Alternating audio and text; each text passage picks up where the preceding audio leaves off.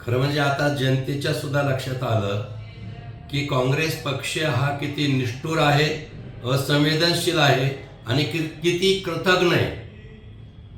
ज्या स्वर्गीय अजितदादाचं संपूर्ण आयुष्य काँग्रेसमध्ये आणि काँग्रेसच्या समविचारामध्ये सत्ता चालवताना गेलेलं आहे आणि त्यांच्या मृत्यूनंतर बारामतीची पोटनिवडणूक लागली. त्या पोटनिवडणुकीमध्ये काँग्रेस पक्षानं उमेदवार दिलाय. खरं म्हणजे याला सर्वस्वी जबाबदार प्रदेशाध्यक्ष हर्षवर्धन सपकाळ हेच असावेत 100%. पण तिथं उमेदवार देणं म्हणजे हा फार कृतज्ञपणा आहे, लक्षात घ्या. मला असं वाटतं की स्वर्गीय अजितदादाचा विमान अपघात झाल्यानंतर त्या अपघाताचं राजकारण करताना विजय वडेट्टीवार असू दे, हर्षवर्धन सपकाळ असू दे, या मंडळीनं गळे काढले होते.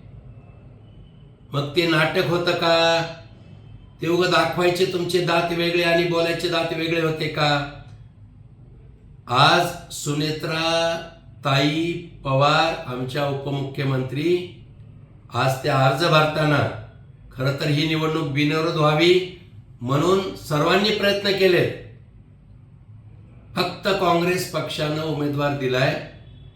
यावरूनच काँग्रेस किती कृतज्ञ आहे, मनाचा मोठेपणा दाखवायला पाहिजे होता आणि अजितदादाच्या माघारी त्या ठिकाणी बिनविरोधसाठी सहकार्य करायला पाहिजे होतं, असं माझं मत आहे.